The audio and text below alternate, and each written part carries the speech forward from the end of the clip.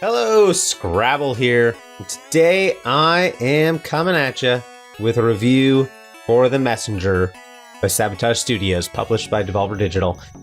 I played The Messenger on the Switch, which is where I do almost all of my gaming, but it's also available on Steam.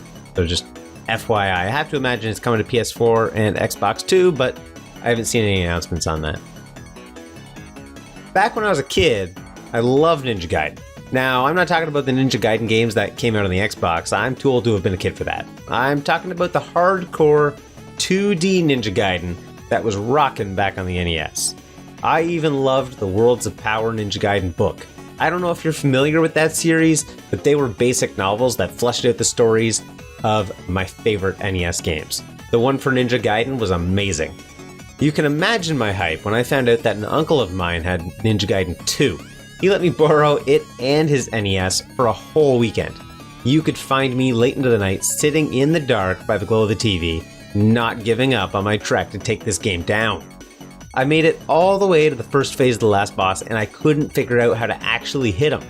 My quest ended there, hours later, defeated. But unlike Ryu, my love for the series never died. I have played the NES trilogy for dozens of hours, and I've loved every minute of it. A few months back, I caught my first glimpse of The Messenger. I was immediately taken right back to my childhood. This was Ninja Gaiden with a new name. I was bound and determined to get it on launch and complete it. Now that I've done that, it only feels right to tell you how it compares to those classic games that inspire it. On the surface, the story of The Messenger is pretty shallow. An army of demons is attacking the last remaining bastion of humanity, existing on an island in the middle of an endless ocean. A prophecy says that a hero will come from the west to defeat the Demon King and save everyone. At the beginning of the game, the Demon King launches a direct attack on the ninja village where they train diligently for the day they're needed. But the hero arrives from the west on the back of a giant bird, scares off the Demon King, gives our hero a scroll. He must now deliver the scroll to a trio of sages on a mountain summit to the east, because he's the messenger. The further you go, the more the story develops. It's not really drip-fed to you or left for you to discover on your own, but there are points of the story that are just dumped on you all at once. I wasn't a fan of that style of delivery, but the story itself was interesting, and there was plenty of moments that made me smile. Throughout the game, you encounter a shopkeeper who loves to break the fourth wall and shares wonderful stories with you. The dialogue in the game is wonderfully written, and kept a smile on my face. To be honest, I've been a little stuck on this review because of the gameplay. The game is actually broken into two halves and both play a little differently. My opinion of the game changes depending on which half we're talking about. Let's talk first about what's the same across the entire game, the movement. The movement options really remind me more of Hollow Knight than Ninja Gaiden. One of the first things the game teaches you is that hitting something in the air gives you an additional jump. Forget double jump. As long as you can keep hitting things, you can stay in the air forever. Next, you get the ability to destroy enemy projectiles. Of course, if you do this in the air, it gives you an additional jump.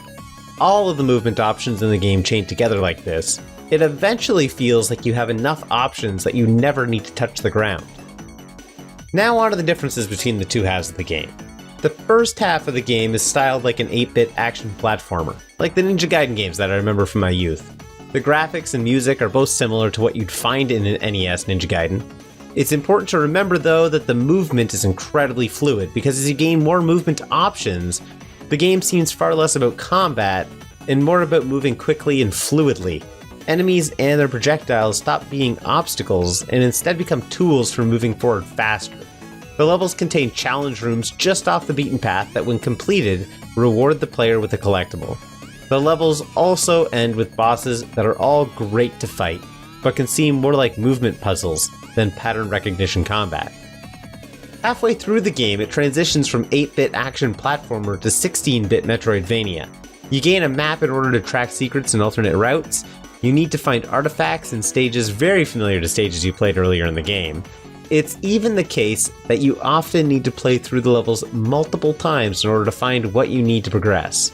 Because of this repetition, it feels like the back half of the game contains far fewer bosses than the front half. I don't think there are actually fewer bosses, but it feels that way due to the drastic change in pacing. I enjoyed the front half more than the back half. The pacing of the front half was tight, and while it was fairly easy, it felt like they had enough room to continue to increase the challenge in the same style. The bosses were often large and fun, and it sucked to have them appear less often in the back half. What hurt my motivation the most, though, was the repetition of completing the same levels over and over again in order to collect secrets and find the needed items to move the game forward. That said, the back half was still enjoyable, and the movement challenges really ramped up here and required a solid understanding of the movement options and how they chain together to feel like you can fly. There's not much to say when it comes to performance on the Switch. The game looks great, runs great, and sounds great. I noticed no dropped frames or degraded performance during my playthrough. The game looks really crisp in handheld mode. It was always a joy to play.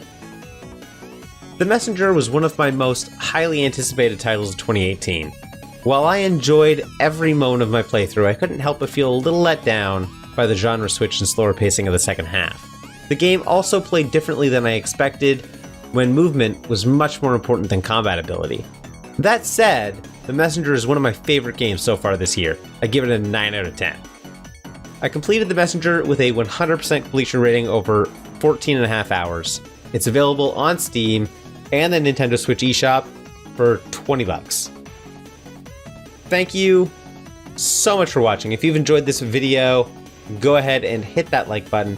If you want to keep in touch with my reviews, quick looks, the Let's Plays that I'm doing, please go ahead and subscribe. Helps out the channel quite a bit. You can also share this review or talk to me down in the comments. I love talking to people in the comments. It's one of my favorites.